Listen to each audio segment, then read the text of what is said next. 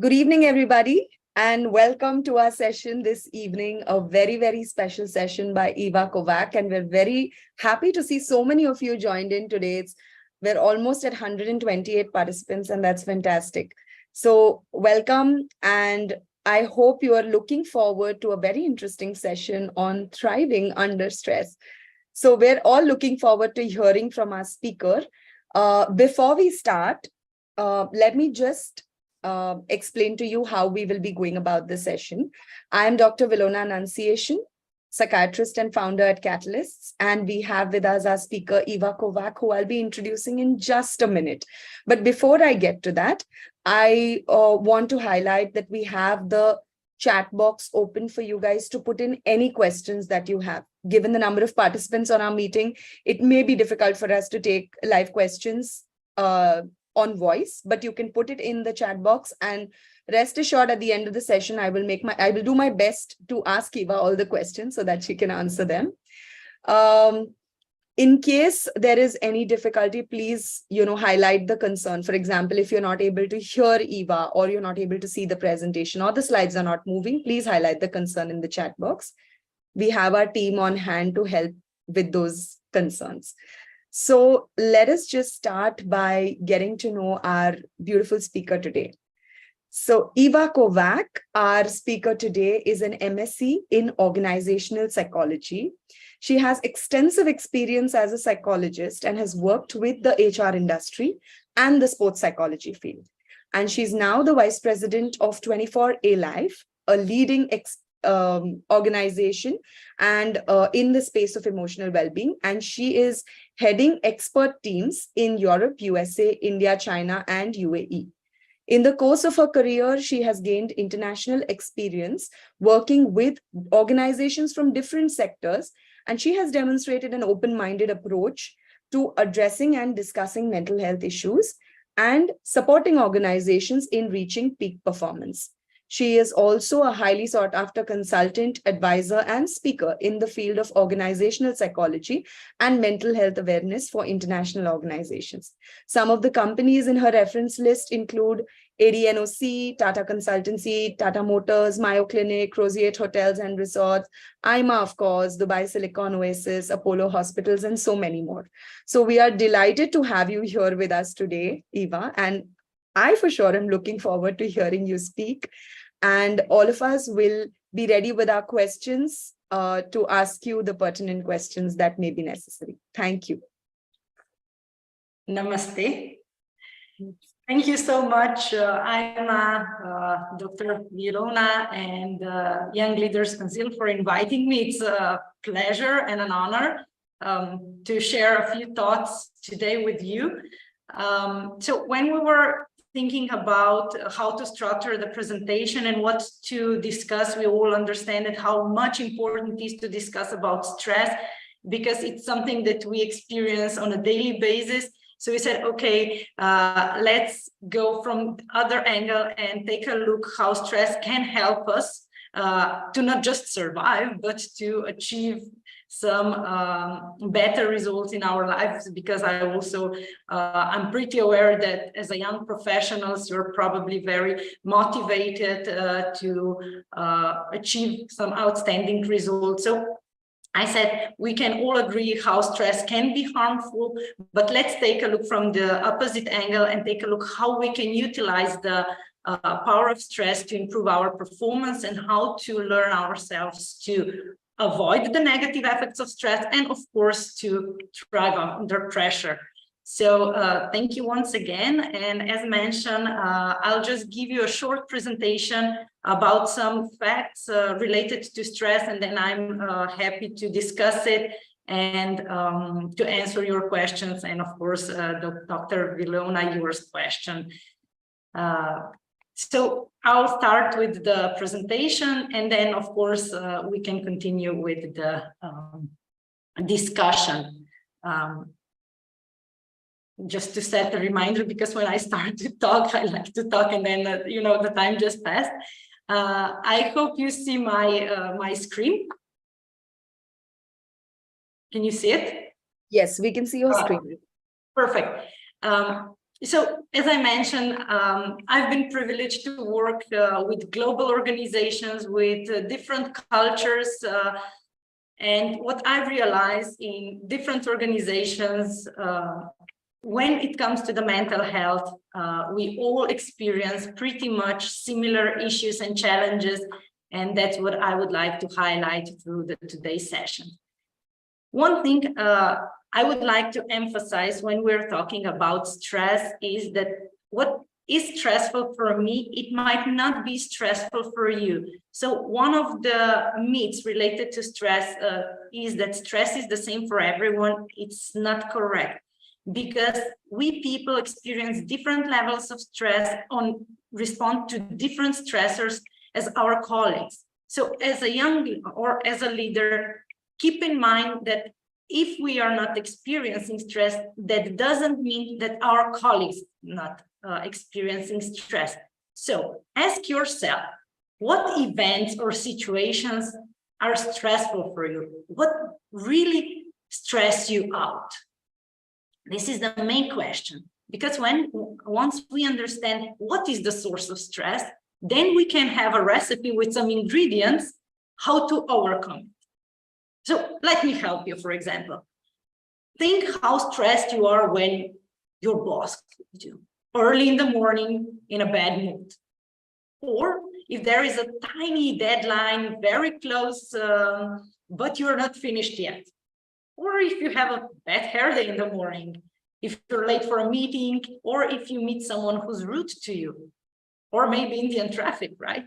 So there are different stressors from different sources.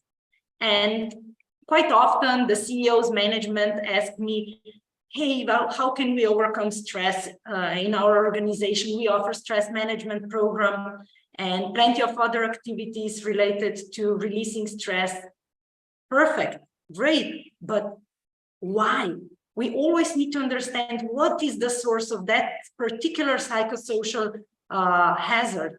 So maybe is that tight schedule, unclear roles, high demands, and plenty of such things can be. So we need to understand what are the main sources of stress for us or for our department and organization. So, for example, I can share my story.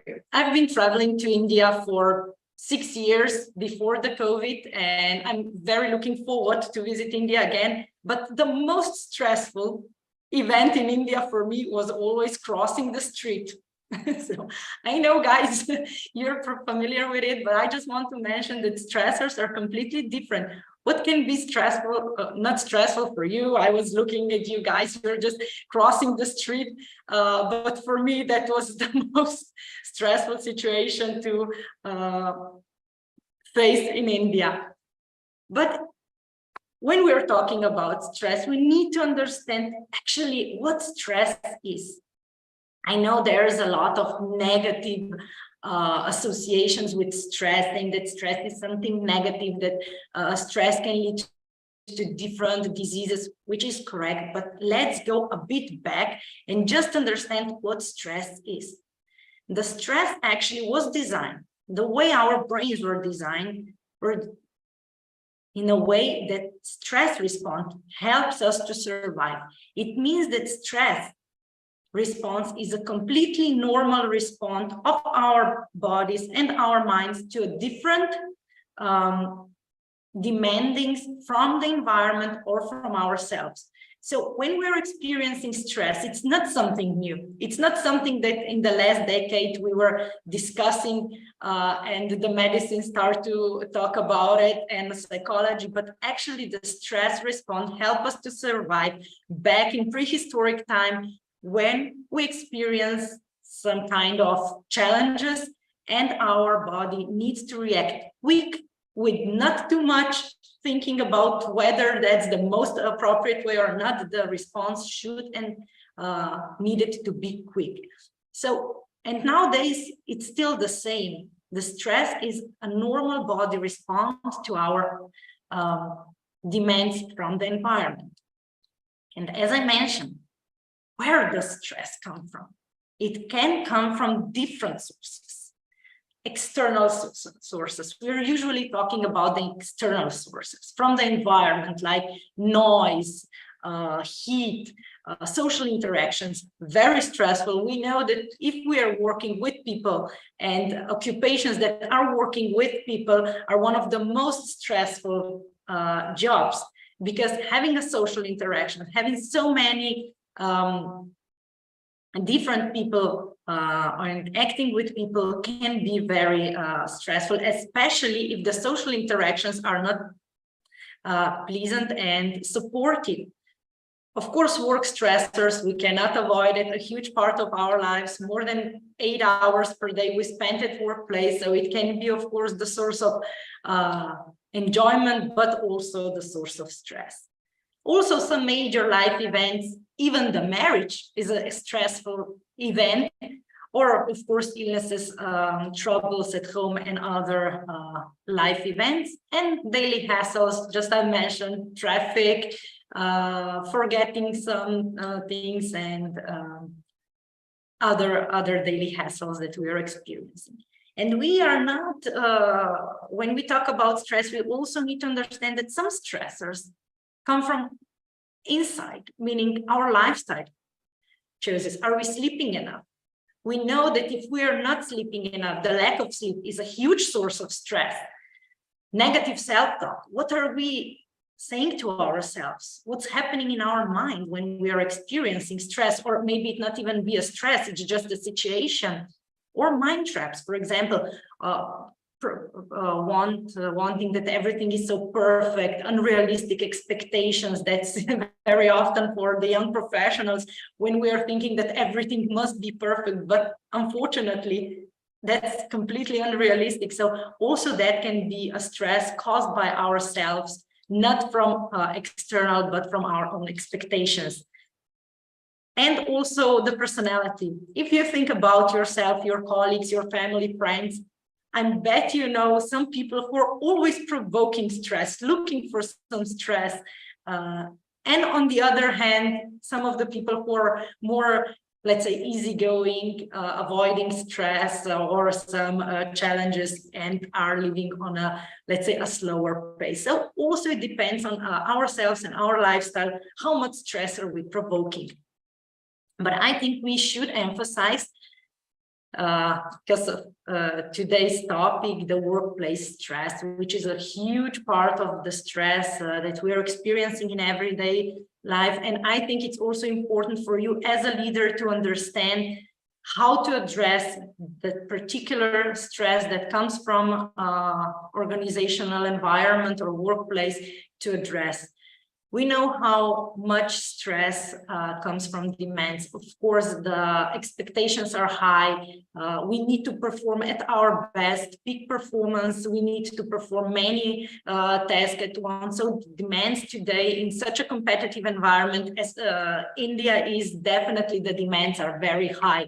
But that doesn't mean only the bad thing, because it can also motivate us.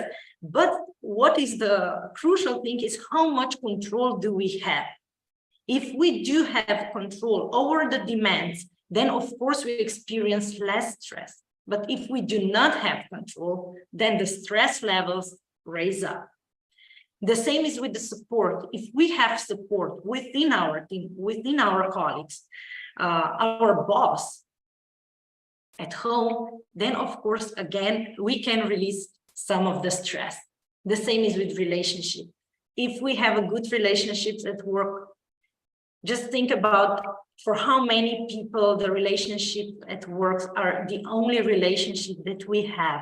So it's so important to have a good relationship at work. And I'm always emphasizing that is the thing we, each of us, are responsible at our workplace to create a kind work environment, supportive environment for ourselves and our colleagues.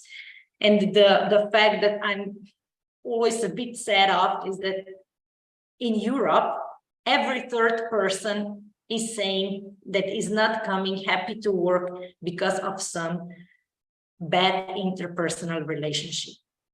You can just imagine how stressful it is if you have a bad interpersonal relationship, or if you're in conflict with someone, to meet them at the meeting and you need to discuss it, it is stressful. Of course, also, how clear are our roles and our expectations? What is our task? What we need to perform and what is expected? So if the roles are clear, then it's much easier to cope with all the demands and to have a control over it. If we are not having clear roles, then of course we don't know who should perform something, and that chaos can of course also be stressful. And of course the changes.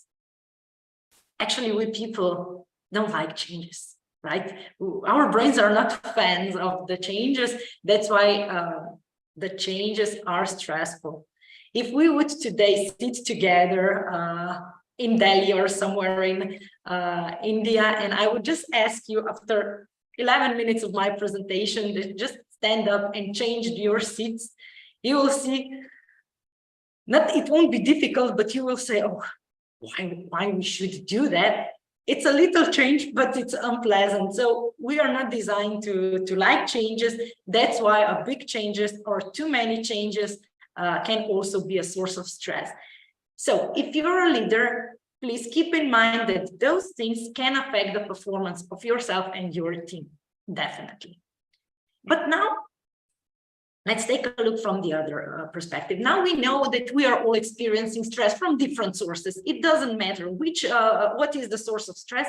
Our response is pretty similar. I won't say the same for everyone, but some of the things are very universal and common. So how do we react to stress? I'll ask you to imagine yourself, let's say, before a huge audience and that you are giving a public presentation. Why? Because we know that this is the most common fears that we people have, the public presentation, standing in front of the large audience, especially in the first row, is filled with your bosses and the leaders, the management, even a bit more stressful. So try to imagine, how do you feel 15 minutes, 10 minutes, 5 minutes before you start?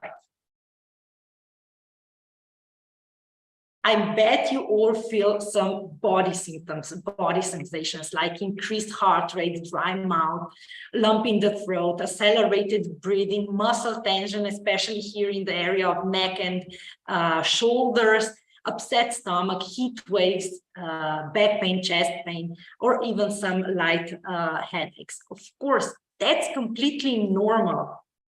That's how our bodies respond. I won't go too much into details in microbiology, how all the hormones and other hormonal changes appear in the body, but definitely when we're experiencing a stress, a challenge, our body sensations change. Why? Remember, because the stress helps us to survive. So you're, I bet, experiencing some of those symptoms right before you start speaking. It's very easy to recognize. A bit harder is to recognize the behavioral symptoms. We can have a changes in appetite. We're not willing to eat a lot, or we are avoiding some food intakes. Or on the other hand, we do like to feed stress, to eat even more. It's very often to become more forgetful. So we forget more things. You can imagine yourself during, I don't know, a certain period when you have a lot of workload and out of blue, you realize you're forgetting things. And then you're saying, oh, wow, I wasn't like that. I was always, you know, keeping things in mind and so on. And now I just forget things. That's because of stress. Also the angry outbursts. Maybe crying, inefficiency. We'd like to avoid companies and relations, interpersonal relationships, and so on. Even rushing. If you imagine that you're speaking in front of the audience and you have 15 minutes and you train train at home 15 minutes precisely, you stop, and then out of blue, when you're having the presentation, you finish in 10 minutes or 12, and 3 minutes are left. And you said, how come? And that's why, because you were rushing, because you wanted to finish it as soon as possible to eliminate the stress. That's also pretty often happening. And also the mental symptoms. So from the anxiety to impatient, a lot of negative thoughts are very common for stress. If you just imagine yourself early in the morning, your boss calls you and the boss says, come to my office immediately. Probably you won't say, oh, wow, maybe he will prize me or she will prize me, but probably you would think, did I do anything wrong? Again, the negative thoughts, right? That's why, because our brains were designed to start thinking more negatively. And also nervousness concerns, the lower self-esteem and so on. These are the things that are related to a stress response. And that's why it is so difficult to perform effectively when we are experiencing pressure, okay? And I will tell you a short story of my dear colleague. She was having a public speech in international conference. And I asked her if I can measure her heart rate. She's a very good speaker, very expert on her field. But anyhow, I asked her if I may measure her heart rate. And she said, of course, you may. And I started to measure it, a speaker before her and then during her speech. And here in the background, you can see a number, 174. That was her heart rate during at the beginning of her speech. I can tell you that now when we are all sitting, we have about 60 to 80 beats per minute. If we are running, then we have about, I don't know, 140, 150, 160. So she wasn't running, she was just giving a presentation. And that was the peak of her heart rate when she started to talk. I'm showing this to you just to show you how our body quickly responds to some challenges and stressful events. So you can assume that with such a heart rate, it's really hard to perform well. So this is her graph during her presentation. You can see, of course, the heart rate slowly decreased. So here is the end of the presentation, and here was the discussion session. And I was very curious what happened here. Do you know what?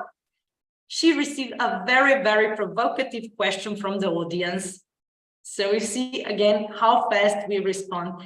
And here, that was before the presentation, she was sitting next to me, just sitting. You see about 100 beats per minute. That's very high for sitting.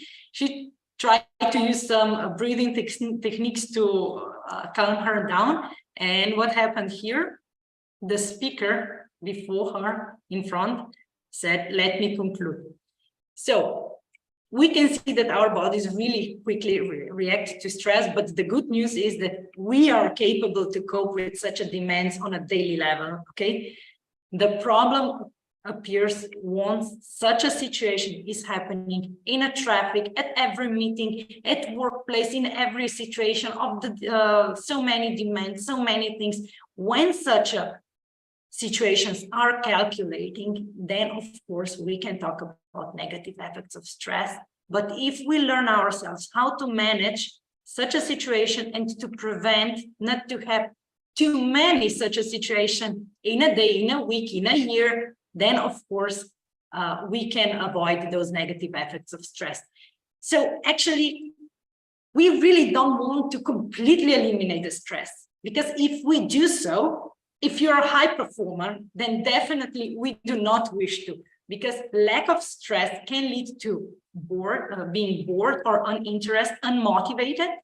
But of course, we need a little bit of stress to stay motivated and excited about our lives, our jobs, our interpersonal relationship. And that's how we say in a performance psychology, it's our optimum performance.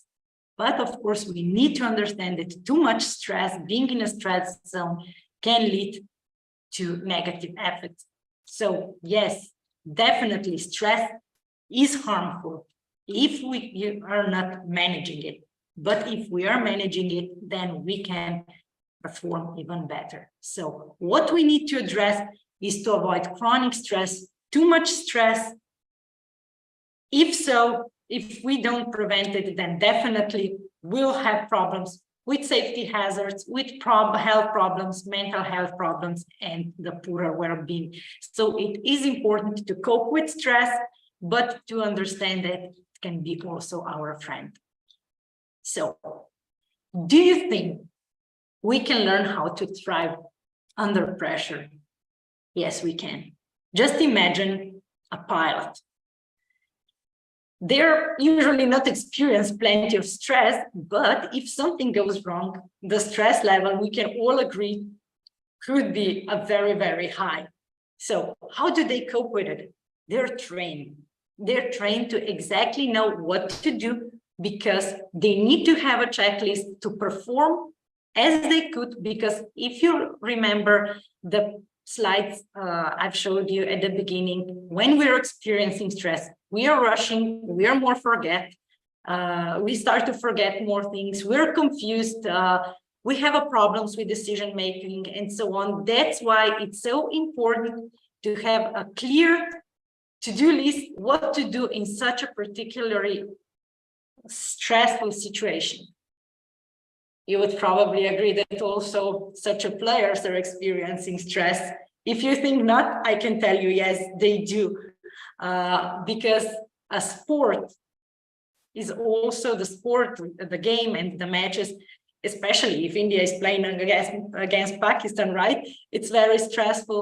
So also the top athletes train themselves how to perform under pressure, to be able to perform as good as they're able to perform during the practice. The same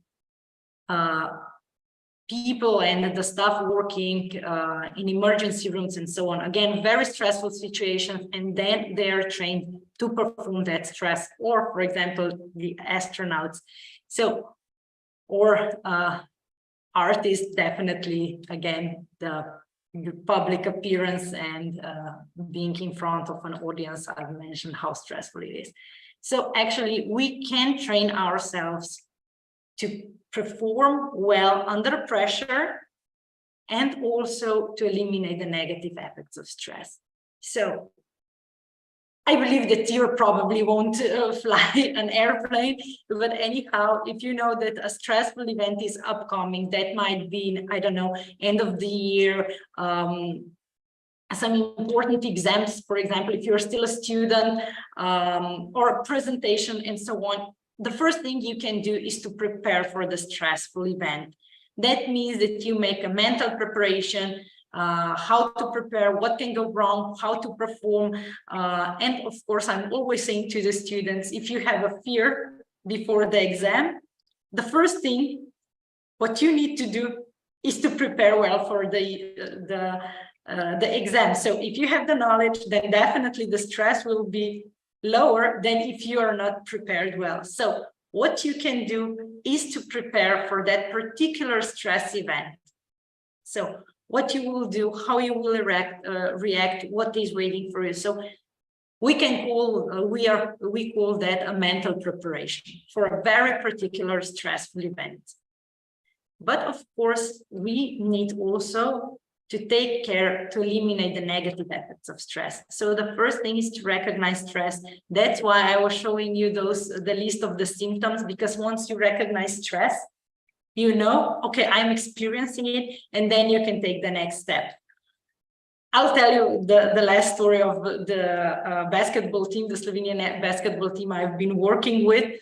So I asked our players if they're experiencing any stress, and they said, no, of course not, you know, young gentlemen, of course they are not experiencing stress. And then I said, okay, well, we need to do something on our session. So we went through the list of those symptoms, and they came up to the next session.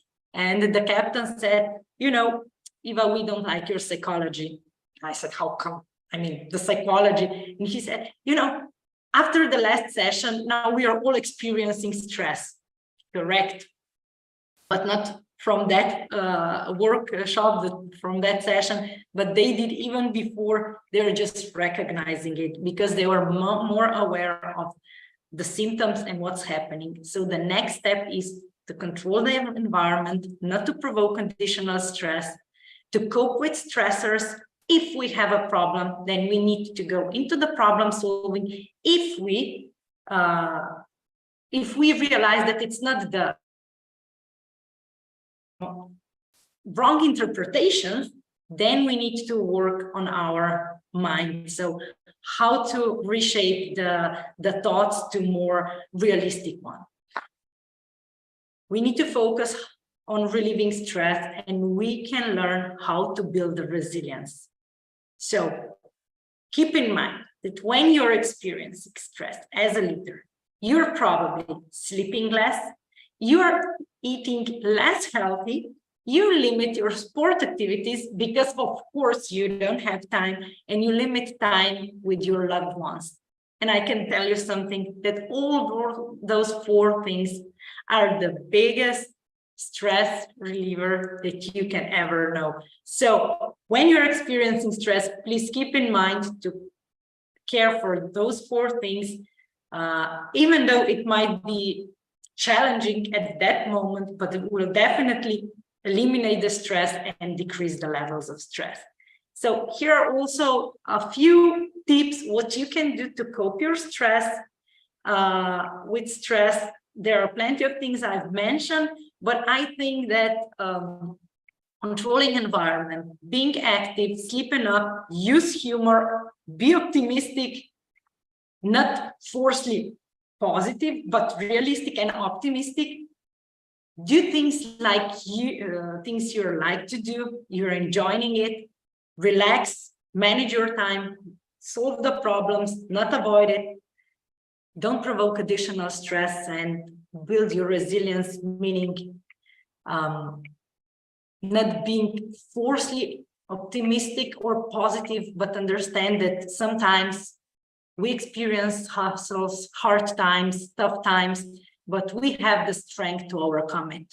Okay, accept the emotions, because that's the beauty of our lives, but understand that you can overcome even the difficult times. And not to be too long, I said that we'll have some time also for the discussions. So I'm very happy to discuss anything you're more interested in details, or if Dr. Vilona has any questions, I'm happy to.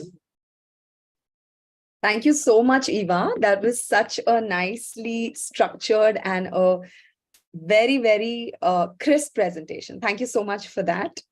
I think some of the things that I really enjoyed about your presentation was specifically the example that you gave of your colleague, and the way you showed the graph of a heart rate, which to me as a doctor seems a very appealing way to connect with the people in our audience here. It's amazing. I really like that. Thank you so much for also sharing your tips with us. I think your content will definitely have impacted our audience today, and we can already see some questions that are popping up in the chat box. So I'm going to start by asking you one of the first questions that came at the start of our session today. Ashwini Gupta ji has asked, are there some professions which are more stressful than others? For example, when you are running an owned business single-handedly, rather than a salaried job where the responsibilities are shared by a large team, as compared to one owner operating alone. So what would you have to say about the stress equation in both these situations? Definitely, I agree. What we are doing, the occupations, of course, experience different levels of stress. As I mentioned, the most stressful jobs are the ones who are related to work with people. For example, physicians, nurses. For example, even between the physicians, we know that the anesthesiologists are the most stressful population within the physicians. We are probably not even aware, but why? Because they have such a huge responsibility. It's not just to put someone to sleep during the operation, but they're responsible even for their recovery. So again, it's first thing, if we are coping with people, and the second thing is definitely the responsibility. So the higher the responsibility is, the more stressful situation is. So even if the responsibility is shared, as you mentioned, for example, a larger management, when the responsibility can be shared, it's less stressful. If you're, for example, owner with, I don't know, 150 people employed, and you know that you need to give them salary each month. So that's also, again, responsible. You're not responsible only for 150 people, but for 150 families. So that's also stressful. And I definitely agree. Yes, there is a significant difference between what we are doing and what not. And when I mentioned the emergency staff, do you know which part of their job, which occupation is the most stressful? The one in the call center. Why? Because they take over a stressful situation, emergency situation, when someone is, I don't know, experiencing a huge car accident. The doctors and the emergency staff is there, okay, is going there. They will act something, but the person who took over the call does not have control what's happening, and that's the lack of control. So three things: if we are experiencing dealing with people, if we are responsible, and how much control do we have? Super. Thank you, Eva. Thank you for that explanation. The next question we have is, if someone has not prepared, and one of the statements that you shared about in the strategies to manage stress was the preparedness, right? As prepared as you are, the better you would be able to cope with the stressor in front of you.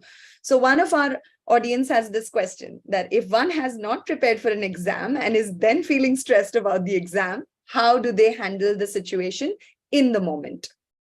Okay, I hope that person, because didn't prepare well, has a high confidence, because that can help to beat a bit stress. And also the only thing what you can do is to stop thinking about why you didn't prepare, about how much you left of the content that you didn't prepare, because that's completely unhelpful. Also, it's not helpful to open the book and start to, learn about a few things 5 minutes before, because you'll definitely forget. Brains at that moment are not designed to memorize. So what you can do, just breathe. Try to release the tension that appears in the body, and try to see what will be on the exam. But definitely, that's not the best strategy, but at least you can try. Absolutely. I think in that moment, just settling your body's fight, flight, freeze response is probably the best that you can do, and you can manage that. All right. So we have another question, and this is more, from a general perspective. How do we build resilience? What are the strategies to build resilience? The good news is that, I remember when I was reading the old psychology books were saying that building a resilience is something that we build up in our early childhood, which is true. We need to experience stress to be able to build the resilience. But the good news is that the brain networks can be established and created even in elderly stages, so we can build resiliency actually anytime, but we need to focus on it. So there are plenty of techniques how to build the resiliency, to understand, to control the negative thoughts, to uplift the positive emotions, for example, by being grateful for some things, not to taking things too personally. So there are plenty of techniques, cognitive techniques, so how to control our mind, and also what I've mentioned, to understand that being resilient doesn't mean that we are not experiencing stress, or that we say, oh no, stress doesn't affect me, because it does. It just means that we understand that we're experiencing, I don't know, some negative emotions that will pass away. We understand that we have that strength, and this is how the resilience is done. And Dr. Amit, he's an Indian physician working at the Mayo Clinic. He actually developed a program how to build the resilience. I can also share that with you, maybe the presentation, and can be sent to the participants. This is also the program that we are using for the organizations with who we are working. So we together developed the the tool, app-based program that helps you to build the resiliency, because it's not built in a day. We need to practice, and there are a lot of tips how to build it. So through the being kind toward self, toward others, being grateful, understanding how the brain works, what I've presented today. So to start learning about your own responses, and then you can see how you can build the resilience. But it's a process, definitely. Super, super. I think, you know, a lot of times we're looking for quick fixes and, you know, hacks to manage things, but resilience is a work in progress, isn't it? It's something that you keep working at, you keep learning, you keep imbibing, you go back and recheck what went wrong. And that's essentially what, you know, we all need to understand and know. There is an interesting question here, and I'm curious to see how you're going to approach this.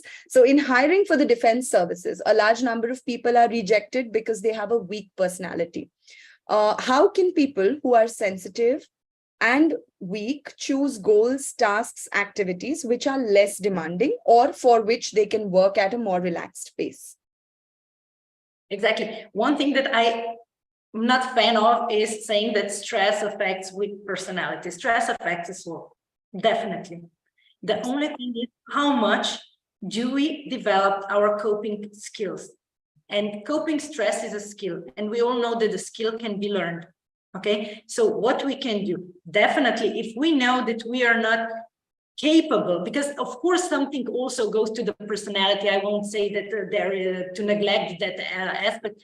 So if we know that we are less likely to respond to stress, then it's okay just to avoid some huge responsibilities and so on. But if we're anyhow faced or to such a situation, or if we would like to make a progress on that field, then we can start to work on how to build up the resiliency and to personal hardiness, if I can say so, to be able to cope with it. But as I mentioned, the easiest thing would be, but it's actually unrealistic, to control the environment. But we know that we are not capable to control the majority of the environment. So what we can do, we can teach ourselves how to control our own responses and our own interpretation. Because, you know, when we start to discuss about stress years ago, the experts, they were looking into the stress response. At first they said it's a physiological response,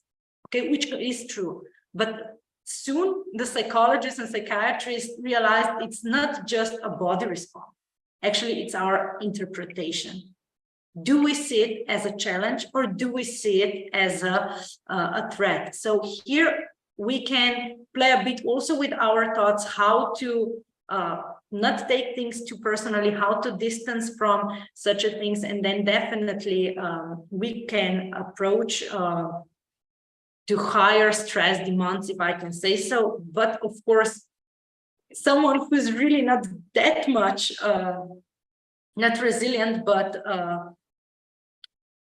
is not that much into stress, then of course we cannot expect to be a pilot because of not being able to cope with it. But definitely we can learn a big amount of controlling stress and working under pressure.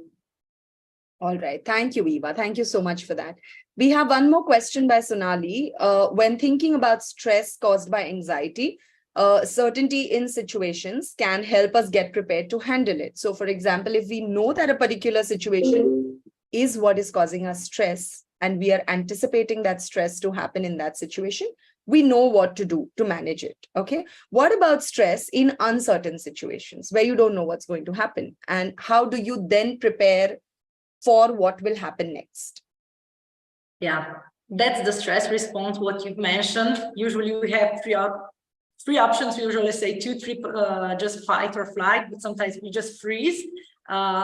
Actually, yeah, in that particular situation, when it comes out of blue, it's hard to be prepared, because at that certain moment, the other brain centers overcome our reaction. So it's a very pure reaction.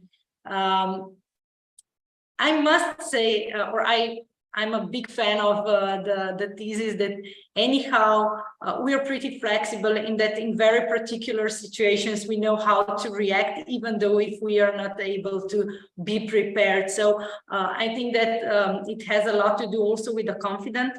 But yeah, sometimes if we're just imagining an interpersonal relationship that you come to their office and someone says you something and you're just, what to say now, or you just send an email too soon and then you say, oh, I shouldn't send that. Of course, that's a very quick response because the brains are designed to react quick to solve the stress quicker. So in that particular situation, if something comes out of blue, we cannot, of course, prepare, but what we can do as a preventive is to build the resiliency. So at that time, we can hold the response to calm the emotions and then to react. But if we're talking about some emergency situations, for example, we know that some people, when some accidents appear, are not capable to help because they freeze or they try to avoid. That's a very particular situation, and that I think we cannot prepare to such a situation. The brain at that certain time decide to avoid the situation.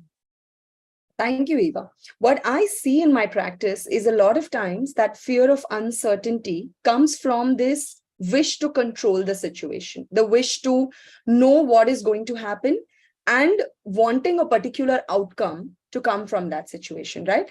So one of the principles that I learned in rational emotive behavior therapy has really helped me in my own practice to accept. So some things may go the way I expect, some things may go another way, and that's okay. And the day you come to this acceptance and you come to this realization that you have no control over it, you can modify certain factors and really just play with the odds. But when an eventuality happens, if you're able to accept that, you really work on your own resilience and your own capacity to deal with that stress. So I hope that answers your question. There's an interesting question from Ashwini sir, and I think that's more for me. I read somewhere that suicide rates among doctors is higher than the average population, and among doctors is higher among psychiatrists than other doctors. Can it be true? That's a superb question, sir. Actually, a recent study in the Indian Journal of Psychiatry as early as 2021 was reported, where they talked about the rates of suicide among medical professionals. Yes, the rates of suicide among doctors is definitely high because, like Eva highlighted, the pressure in that job is very, very high. The impact that you have in terms of understanding that a life depends on your decision-making skills is very high. And I know how much of toll it takes on me when a patient doesn't do well. So imagine losing a patient. That is a very stressful eventuality, right? So it is definitely a very stressful situation for doctors. Given the challenges that we face in our country, yes, they are in a high pressure situation. But according to the study in the Indian Journal of Psychiatry, they talked about the highest rate being among anesthetists, then among dermatologists, and so on. So psychiatrists figured a little lower in the list. I'm hoping that through our training, we get the necessary skills that help us combat our stresses. I know that my professors did a lot to help me deal with my stressors and train me to manage my own emotions while I'm working with patients. So thank you so much for that question. So I hope I've answered your doubt. There's one more question by sir. Can religious feeling and faith in God also help in stressful situations? For example, can doing unpaid voluntary work help others make you feel good? Yes, definitely. Faith, it's not just about religious itself, it's about having a faith. It doesn't matter which religion. If for the prayers, we know it's a great relaxation technique. So yes, if that's something that can help you to release stress, definitely, as well as giving something to community, it uplifts our emotions. So definitely the volunteering or helping others is also very important. But let me emphasize, the first person you need to help is yourself, and then you can help others. But definitely, yes. Super. I think one of the factors that helps in building positive regard for self and others is also doing work that stimulates your soul. So whether it is religion, whether it is some kind of reading or some kind of hobby or some kind of activity that really helps you nurture yourself, and whether it is doing good to others in whichever form, it need not be you spending money for charity. It can also be you taking the time out to help people that are working in your organization, to support them and be a little extra kind and gentle to them, because that leaves you with a good feeling in your heart. And that adds to the resilience that you experience, because you grow with every single positive experience that your brain has. Completely agree. Okay, so I have one more question for you. And this time my question is slightly on a different note. We are, in an environment, in a world that is getting stressful and more stressful by the day. For example, today we have online consultations available, and still I see people struggling to make the time to take care of themselves, right? So days are just getting more and more stressful.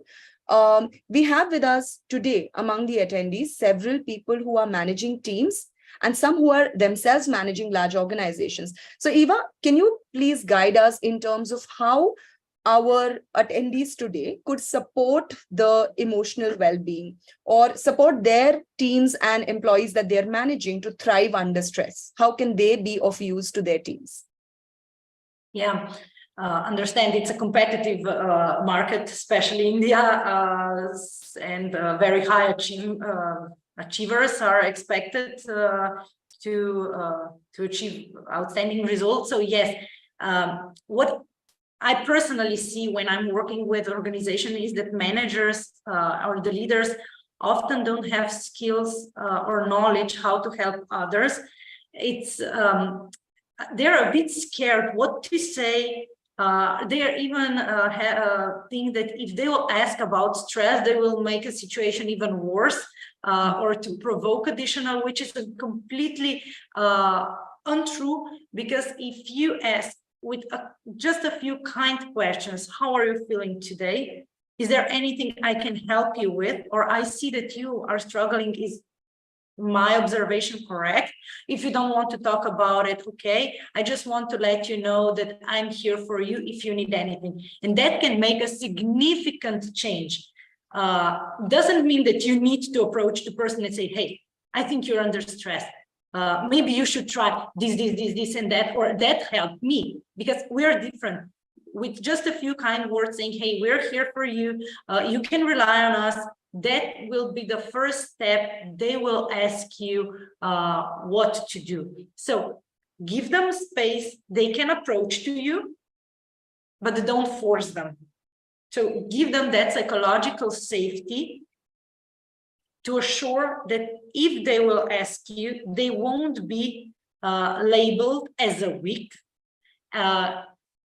or anyhow be abused that against them, because if they have that feeling, they will never tell you about their problems or about their struggles. So try to create a psychological safe environment where they can share their thoughts, their concerns, or even ask for help. That's the first thing what you can do as a leader, and don't be afraid. Nobody is expecting from you that you're a psychologist or psychiatrist, that you can help, but what you can do, you can give them a positive appraisal, and you can say, oh, maybe I can help you to find someone who you can talk within the organization or outside. However, if you have any employee assistance program, you can say, hey, maybe you can utilize that, and so on. So you don't need to solve their problems. You don't need to take their problems home, but just to show them that you're there, you're open, and that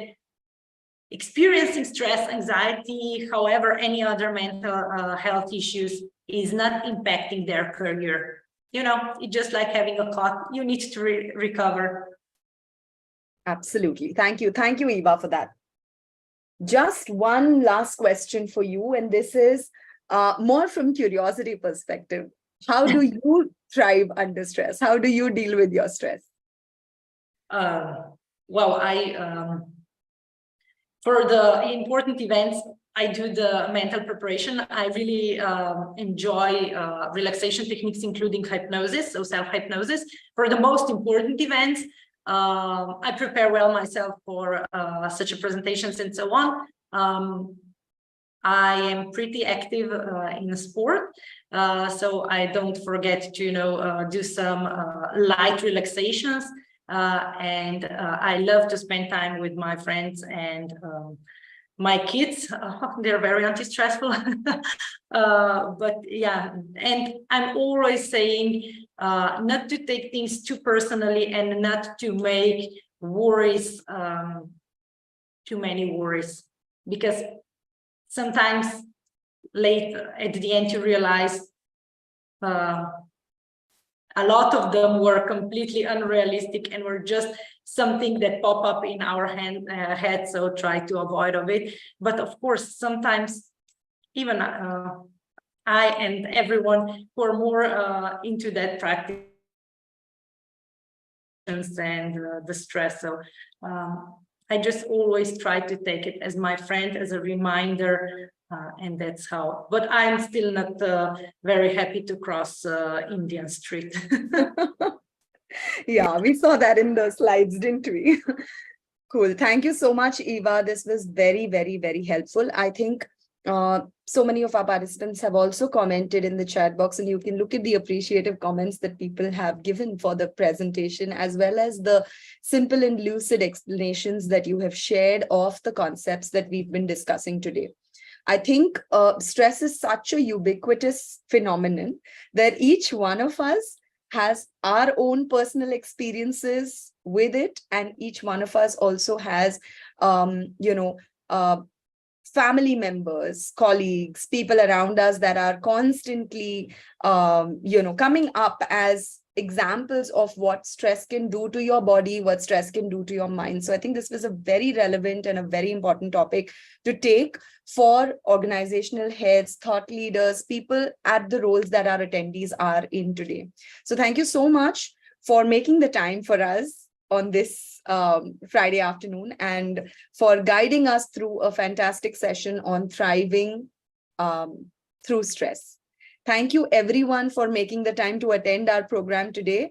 It was extremely informative from Eva, but it was really nice to see the participation from the audience, because I had a list of questions prepared that in case there are no questions from the audience, I'm going to bombard Eva with questions, but I didn't need to go back to my list at all. It was lovely to see all of you engaging so beautifully through the 1 hour. Thank you for making the time, and thank you so much for always supporting the initiatives that IMA has. Thank you, and have a lovely weekend, everybody. Take care.